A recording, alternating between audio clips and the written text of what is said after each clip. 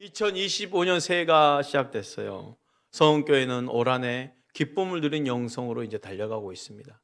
기쁨을 누린 영성을 생각해 볼 때, 그래, 우리가 좀 더 기뻐하자, 마음을 다져보자, 이래서 기쁨이 오는 게 아닙니다. 아니면은, 올 한 해 기쁨을 누린 영성이니까 뭔가 좋은 환경이 펼쳐질 거야, 우리 정말 기대하면서 그 기대감으로 기쁨을 누려볼까? 그 환경으로 인해서 오는 것도 아니에요. 제가 기쁨을 누리는 영성이라는 이 비전을 가졌던 것은, 기쁨은 하나님이 주신 능력이라는 것을 알려주고자 하는 거예요. 기쁨은 하나님이 주신 능력입니다. 내 삶에 기뻐할 수 있다는 것은 내 삶에 하나님의 능력이 임했다라는 거거든요. 분명히 하나님이 기뻐하신 자가 있습니다. 모든 사람을 하나님이 기뻐하는 것이 아니거든요. 그렇다면 오늘 누가 하나님의 기뻐하는 자가 되는지 그 말씀을 나눠볼까 합니다. 오늘 본문은요, 예수님이 세례받는 사건이에요. 복음서에 다 기록이 됐어요. 요단강에서 요한의 사역과 예수님이 세례받는 사건이 복음서에 다 기록되어 있지만, 특히 누가복음, 오늘 본문을 보는 이 누가복음에서만 보여지는 특별한 내용이 있어요. 먼저는 하나님의 백성이 누구인가예요. 하나님의 백성이 누구인가. 누가복음 3장 21절 말씀 볼까요? 백성이 다 세례를 받을새 예수도 세례를 받으시고 기도하실 때에 하늘이 열리며. 누가복음에만 있는 기록이 뭐냐? 백성이 다 세례를 받을세요. 백성이 다 세례를 받았다. 여기서 백성이 다라는 말은 모든 백성을 표현한 거지만, 포괄적인 개념이지만 사실 모든 백성이 온 건 아니잖아요. 그런데 백성이라고 표현했어요. 백성이 다라고 표현했어요. 당시 유대인들이 말할 때 하나님의 백성은 누가 하나님의 백성입니까? 유대인들이 말할 때 전통적으로, 태생적으로 유대인들은 다 하나님의 백성이라고 생각하고 있어요. 하지만 지금 누가복음에서 말하는 백성이 다라고 말하는 모든 백성은 지금 유대인 전체를 말하고 있지 않습니다. 요단강에서 회개의 세례를 받아서 그 요한에게 나오는 백성을 하나님의 백성이라고 지금 표현해주고 있는 거예요. 많은 무리들이 요한에게 나와서 세례를 받습니다. 그 세례는 어떤 세례입니까? 회개를 베푸는 세례죠. 요한의 그 설교를 보십시오. 거침없습니다. 독사의 자식들아, 책망을 하면서 지금 회개 합당한 열매를 맺으려고, 좋은 열매에 맺지 아니한 나무마다 익혀서 불에 던져질 것이라고 그렇게 회개의 세례를 전파하고 있어요. 누가복음 3장 3절 말씀 볼까요? 요한이 요단강 북은 각 처에서 와서 제사함을 받게 하는 회개의 세례를 전파하니. 거기에는 많은 무리들이 있는데, 특별히 유대인들이 죄인이라고 여기는 세리들도 지금 함께 포함되어 있다는 거예요. 10절 12절입니다. 무리가 물어 이르되 그러면 우리가 무엇을 하리이까? 대답하여 이르되 옷두벌 있는 자는 옷 없는 자에게 나눠줄 것이요 먹을 것이 있는 자도 그렇게 할 것이니라 하고, 세리들도 세례를 받고자 하여 와서 이르되 선생이여 우리는 무엇을 하리이까 하매. 저들 모두가 요한의 설교에 지금 회개하는 심정이 되어 있는 거. 그럼 우리가 무엇을 하면 되겠습니까? 회개 합당한 열매 맺으라 하니, 우리가 그러면 어떻게 해야 회개에 합당한 열매를 맺을 수 있는 겁니까? 내가 어떻게 하면 되겠습니까? 한마디로 요한의 메시지에 순전하게 받아들이고 회개하고자 하는 결심을 드러내면서 세례를 받은 거예요. 과거였든지 세례를 받고 회개하는 사람들이 모두 다 하나님의 백성이라는 점을 보여주고 있어요. 반면에 하나님 말씀을 기쁘게 듣고 있는 이 백성들과 반대로 예수님을 반대하는 유대의 종교 지도자들은 이 무리에 함께하지 않고 있습니다. 구분시켰죠. 하나님의 말씀을 기쁘게 듣는 백성들과 유대 종교 지도자들, 대제사장들, 서기관들, 백성의 리더들이 구분되고 있는 거예요. 누가 하나님의 백성입니까? 회개에 합당한 열매를 받고 세례받는 자들을 지금 하나님의 백성이라고 표현하고 있는 거예요. 이 하나님의 백성에서 사도행전서는 더 명확하게 분명하게 구분이 되는데요. 베드로 설교를 볼까요? 사도행전 2장 38절 41절 말씀이에요. 베드로가 이르되 너희가 회개하여 각각 예수 그리스도의 이름으로 세례를 받고 죄 사함을 받으라. 그리하면 성령의 선물을 받으리니 이 약속은 너희와 너희 자녀와 모든 먼데 사람 곧 주 우리 하나님이 얼마든지 부르시는 자들에게 하신 것이라 하고, 또 여러 말로 확증하며 권하여 이르되 너희가 이 패역한 세대에서 구원을 받으라 하니, 그 말을 받은 사람들은 세례를 받음에 이날의 신도의 수가 3천이나 너희가 회개하고 각각 예수 그리스도 이름으로 세례를 받고 제사를 받으라. 그러면 성령을 선물로 받으리니, 이 말씀에 지금 세례를 받는 사람들의 신도가 3천 명이나 더 있다고 그러세요. 예수를 믿음으로 회개하여 제사함을 받고 성령으로 선물을 받는 자는 누구든지 하나님의 백성이 되는 것입니다. 그렇게 하나님의 백성이 된 자들에게 어떤 일이 일어났습니까? 46절 47절 말씀이에요. 날마다 마음을 같이하여 성전에 모이기를 힘쓰고 집에서 떡을 떼며 기쁨과 순전한 마음으로 음식을 먹고 하나님을 찬미하며 또 온 백성에게 칭송을 받으니 주께서 구원받는 사람을 날마다 더하게 하십니다. 회개 열매가 지금 맺혀진 거 보십시오. 성전에 모이기 힘쓰고 집에서도 모이기 힘쓰고 모일 때마다 떡을 나누고 그것에 기쁨이 가득하네요. 모여서 하나님을 찬미하는데 백성들에게도 칭송을 받습니다. 그러니 더 믿는 자들이 더 많아지는 거예요. 이들이 바로 회개에 합당한 열매를 맺는 하나님의 기쁨이 되는 백성이었던 거예요. 다시 누가복음으로 가서 하나님께서 기뻐하신 자를 세례 요한을 통해서 하나님 말씀 앞에 있는 자들과 당시 유대 종교 지도자들을 구분시켰다 했습니다. 이제 하나님은 더 분명히 하나님이 기뻐한 자가 누구인지를 분명한 모델을 알려주세요. 내 사랑하는 아들이요 내 기뻐한 자라 명하시는 예수 그리스도이십니다. 그때 예수님도 세례 요한에게 세례받기 위해 오셨네요. 그리고 예수님이 세례받은 후 초자연적인 사건이 일어났어요. 그 초자연적인 사건은 뭡니까? 하늘이 열리고 성령이 비둘기 같이 임하면서 그 하늘에서 하나의 음성이 들리는 거예요. 누가복음 3장 22절 말씀이에요. 성령이 비둘기 같은 형체로 그의 위에 강림하시더니 하늘로부터 소리가 나기를 너는 내 사랑하는 아들이라 내가 너를 기뻐하노라 하시니라. 너는 내 사랑하는 아들이라 내가 너를 기뻐하노라. 예수님이 세례받는 사건이 다른 복음서에도 다 기록되어 있지만 누가복음에만 있는 보여지는 내용이 있다 했습니다. 그 첫 번째 표현이 뭡니까? 하나님의 백성이 누구인가요? 하나님의 백성이 누구인지 알려주셨죠. 그리고 누가복음에만 있는 특별한 내용이 있어요. 바로 오직 누가복음에서만 세례받은 후 기도하는 가운데 역사가 일어났다고 말하고 있어요. 기도하는 가운데 예수님의 기도가 지금 강조되고 있어요. 누가복음 3장 21절 말씀이에요. 백성이 다 세례를 받으세 예수도 세례를 받으시고 기도하실 때에 하늘이 열리며 따라서 합시다. 기도하실 때 기도하실 때에 하늘이 열리며, 하늘이 열리며 다시 한번 기도하실 때 기도하실 때에 뭐가 열렸다고요? 하늘이 열리며. 기도하실 때 하늘이 열렸다라는 말씀이 누가복음에만 있습니다. 분명하게 예수님이 세례받을 때 하늘이 열린 게 아닙니다. 예수님이 기도하실 때 하늘이 열렸다는 거예요. 기도가 바로 하늘의 문을 여는 거예요. 예수님의 기도가 하늘을 여는 직접적인 연결이었다는 거예요. 과거 출애굽 시대에 이스라엘 백성들이 약 400년 동안 하나님은 자기 백성에게 침묵하셨어요. 근데 그 침묵이 언제 열립니까? 이스라엘 민족이 하나님을 향해 부르짖음이 있었기에 그 부르짖음을 들으시고 하나님이 응답하신 거예요. 그들을 기억하신 거예요. 출애굽기 2장 23절 25절 말씀 이렇게 기록되어 있습니다. 여러 해 후에 애굽 왕은 죽었고 이스라엘 자손은 고된 노동으로 말미암아 탄식하며 부르짖으니 그 고된 노동으로 말미암아 부르짖는 소리가 하나님께 상달된지라. 하나님이 그들의 고통 소리를 들으시고 하나님이 아브라함과 이삭과 야곱에게 세운 그의 언약을 기억하사 하나님이 이스라엘 자손을 돌보셨고 하나님이 그들을 기억하셨더라. 하나님 그들을 기억하셨더라. 언제요? 약 400년 동안 막혔어요. 하나님이 저들을 향해 침묵하셨어요. 저들이 고통 가운데 하나님께 부르짖네요. 하나님 저들의 기도를 들으시고 야곱과 약속하신 그 약속들을 기억해내시고 저들을 돌보시기 위해서 기억하셨다고 그랬어요. 여러분, 기도는 하늘의 문을 여는 역사임을 믿으시길 바랍니다. 닫혔던 그 하늘을 열게 하는 능력이 바로 기도인 거예요. 예수님의 기도로 하늘이 열렸어요. 이것도 마찬가지예요. 구약의 말라기 선지자 이후에 예수님 오시기까지 약 400년 동안 하늘이 닫혔습니다. 영적 암흑기입니다. 그런데 드디어 하늘이 열렸어요. 하늘이 열리고 당신의 백성들 향한 하나님의 계시가 선포됐어요. 본격적으로 시작되는데 예수님의 기도로 하늘이 열렸다는 거예요. 그렇다면 예수님이 어떤 기도를 드렸을까? 예수님 그 세례 받고 나서 어떤 기도를 드렸을까? 아마도 회개의 세례를 받는 백성들의 죄를 용서해 주시기를 간구하는 기도였지 않았겠습니까? 아마도 이제 공생에 시작하는 가운데 십자가를 향한 결단의 기도를 드렸지 않았을 것입니까? 요한으로부터 세례를 받는 것 자체가 본격적으로 고난의 길을 걷겠다는 것이잖아요.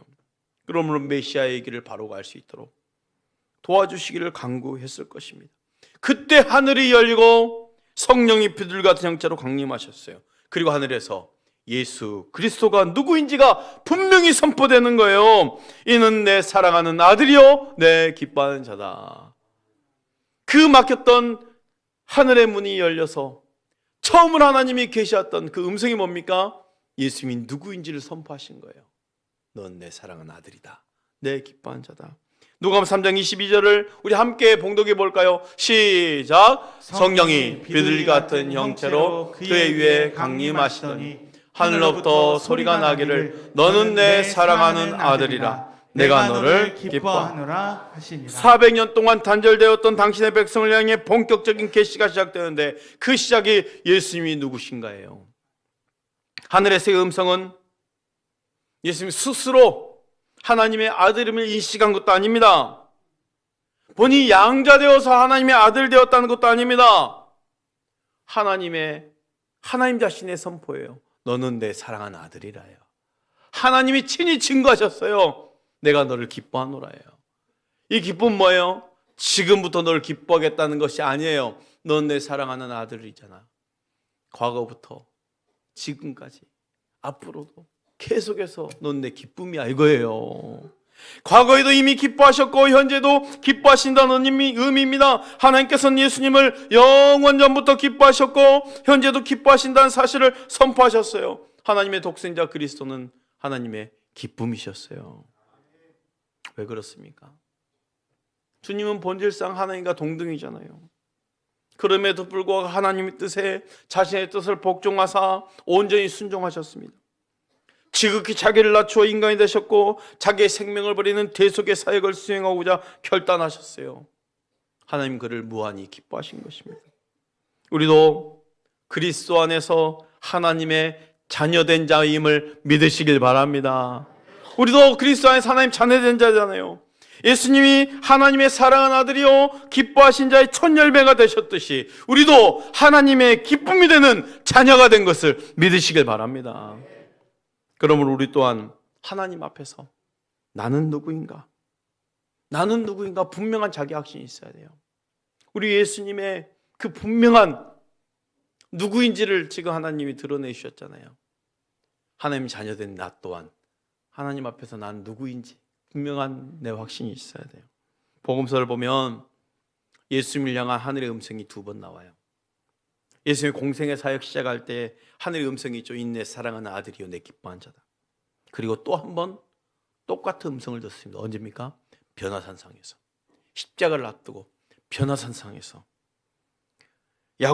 베드로와 야고보와 요한을 데리고 높은 산 올라가셨을 때 그들 앞에서 얼굴이 해같이 빛나고 옷이 빛과 같이 이어졌다 했어요. 그때 모세와 엘리야가 예수님과 더불어 이야기하는 걸 보는데 베드로가 너무 놀랍고 무서워서 자기도 지금 어떤 말 하는지도 모르는 채 주님 여기가 좋사오니 초막셋을 지어 하나는 주를 위해 하나는 베드로를 위해 하나는 엘리야를 위해서 짓겠습니다. 무슨 말인지 몰라요. 본인도 지금 왜 이 말을 하는지 모르는지 너무 놀라서 너무 무서워서 이 말할 때 호련히 빛난 구름이 그들을 덮습니다. 그리고 구름 속에서 음성이 들립니다. 이 내 사랑하는 아들이요 내 기뻐하는 자니 넌 그의 말을 들을지어다. 말씀 볼까요? 마태복음 17장 4절 5절입니다. 베드로가 예수께 여쭈어 이르되 주여 우리가 여기 있는 것이 좋사오니 만일 주께서 원하시면 내가 여기서 초막셋을 짓되 하나는 주님을 위하여 하나는 모세를 위하여 하나는 엘리야를 위하여 하리이다. 말할 때 호련히 빛난 구름이 그들을 덮으며 구름 속에서 소리가 나서 이르시되 이는 내 사랑하는 아들이요 내 기뻐하는 자니 너희는 그의 말을 들으라 하시니라. 이는 내 사랑하는 아들이요 내 기뻐하는 자라는 거예요. 예수님이 제자 셋을 데리고 변화산에 올라갔을 때가 언제입니까? 제자들에게 비로소 자신의 십자가의 죽음과 부활을 이야기하신 후 엿새 후 사건입니다.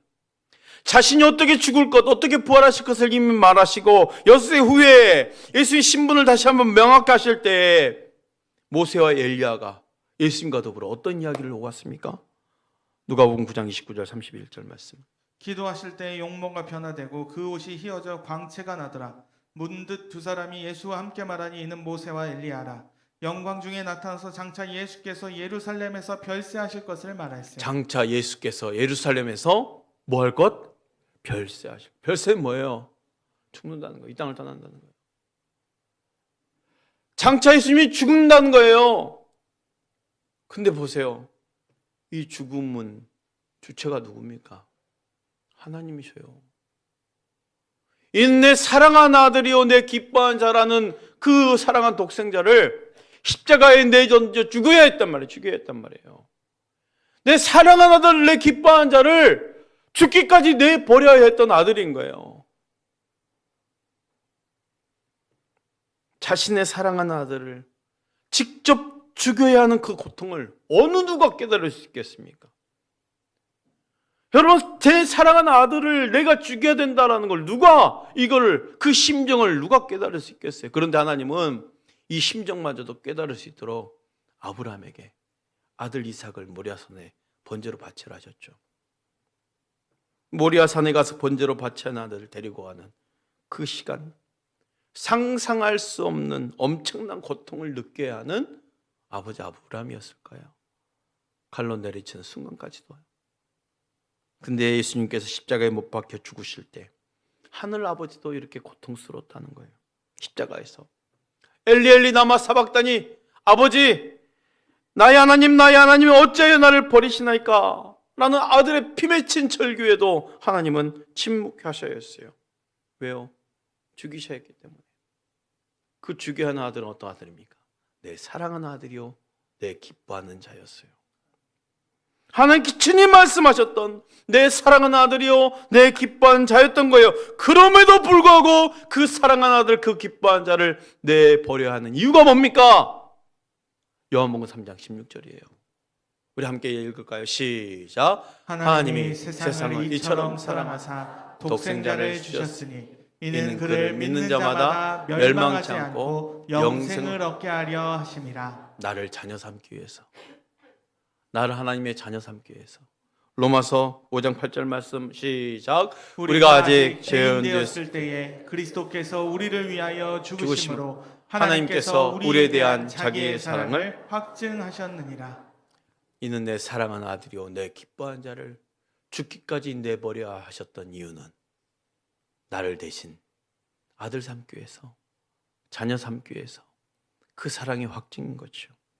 여러분과 저는 이렇게 귀한 가치인 거예요. 예수님 자리예요. 사랑하며 기뻐한 자의 절규를 침묵하시면서까지 죽이시며 우리를 하나님 자녀 삼아 주셨습니다. 그렇다면요, 하늘에서 들렸던 그 음성, 이는 내 사랑하는 아들이요 내 기뻐한 자, 이 음성이 곧 내게도 들려져 하는 거예요. 나에게 주신 하나의 음성인 거예요. 넌 내 사랑하는 아들이야. 넌 내 사랑하는 딸이야. 내가 너를 기뻐한단다. 이 음성 곧 나를 향한 하나님의 음성인 거예요. 왜요? 우리가 요한복음 1장 12절 말씀을 믿지 않습니까? 우리 함께 봉독해 볼까요? 시작. 영접한 자 곧 그 이름을 믿는 자들에게는 하나님의 자녀가 되는 권세를 주셨으니. 우리 모두는 하나님 자녀됨을 믿으시길 바랍니다.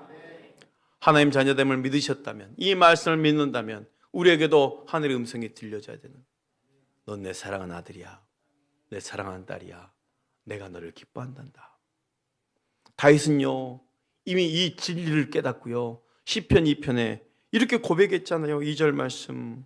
내가 여호와의 명령을 전하노라. 여호와께서 내게 이르시되 너는 내 아들이라. 오늘 내가 너를 낳았도다. 아니, 다윗의 고백이 어떻게 이거를 알 수 있겠냐는 거예요. 성령께서 알게 하시지 않으면 알 수 없는 고백 아니겠습니까? 하나님께서 넌 내 아들이라, 내가 너를 낳았다. 이 고백을 지금 다윗은 이미 고백했어요. 깨닫고. 우리가 얼마나 가치 있는 존재냐면 하나님은 아무나 자녀 삼지 않는다는 거예요. 히브리서 1장 5절 말씀 보십시오. 하나님께서 어느 때에 천사 중 누구에게 너는 내 아들이라. 오늘 내가 너를 낳았다 하셨으며 또다시 나는 그에게 아버지가 되고 그는 내게 아들이 되리라 하셨느냐. 하나님은 천사에게조차도 아들 삼지 않았어요. 그러면 내가 하나님 자녀라는 것이 얼마나 큰 축복인지를 깨달으시길 바랍니다. 내가 하나님 자녀라는 믿음과 확신, 하나님 나에게 주신 사랑을 그대로 받으시길 바랍니다. 난 하나님의 사랑받은 자녀요, 하나님이 기뻐하는 자라는 것이죠. 근데 그래요. 아니 그거야 예수님이나 되니까 그렇게 말씀하시죠. 우리가 어떻게 예수님같이 될 수 있습니까? 라고 말할 수 있어요. 예수님이 첫 열매 되셔서 하나님이 기뻐하신 자가 됐지만 어떻게 우리가 예수님처럼 될 수 있어요? 하지만 우리 하나님이 또 다른 증거를 보이셨죠. 에녹이란 인생 가운데 그 인생에서 하나님 기쁨 됐다라는 증거를 삼아 주셨어요. 히브리서 11장 5절에 이렇게 말하고 있습니다. 믿음으로 에녹은 죽음을 보지 않고 옮겨졌으니 하나님이 그를 옮기심으로 다시 보이지 아니하셨느니라. 그는 옮겨지기 전에 하나님을 기쁘시게 하는 자라 하는 증거를 받았느니라. 성경에서는 죽음을요 옮겨졌다고 표현했죠. 끝이 아닙니다. 그가 옮겨지기 전에 그의 삶에서 하나님을 기쁘시게 한 자라 하는 증거를 얻었느니라 그랬어요. 여러분, 우리 삶 가운데 하나님이 기뻐하시는 삶인 것을 믿으시길 바랍니다. 우리 또 하나님을 기뻐할 수 있는 삶을 살아갈 수 있음도 믿으시길 바랍니다. 그 어떻게 기뻐할 수 있냐는 거죠. 어떻게 이 에녹의 삶을 통해서 하나님 또 한번 말씀 주신 게 있죠. 바로 믿음입니다. 믿음으로 하나님을 기쁘시게 할 수 있는 거예요. 다시 한번 히브리서에 있는 에녹의 삶의 이야기를 보면서 바로 믿음이 기쁨이 된다고 말씀하시는 그 말씀을 볼까요? 히브리서 11장 5절 6절입니다. 믿음으로 에녹은 죽음을 보지 않고 옮겨졌으니 하나님이 그를 옮기심으로 다시 보이지 아니하였느니라. 그는 옮겨지기 전에 하나님을 기쁘시게 하는 자라 하는 증거를 받았느니라. 6절 말씀을 우리 함께 읽어봅시다. 6절 시작. 믿음이 없이는 하나님을 기쁘시게 하지 못하나니 하나님께 나아가는 자는 반드시 그가 계신 것과 또한 그가 자기를 찾는 자들에게 상 주시는 이심을 믿어야 할지니라. 여러분, 믿음으로 하나님의 기쁨이 될 수 있어요. 믿음으로 하나님을 기쁘시게 할 수 있어요. 사랑하는 성도 여러분, 우리 모두 주님의 기쁨 될 수 있기를 축복합니다.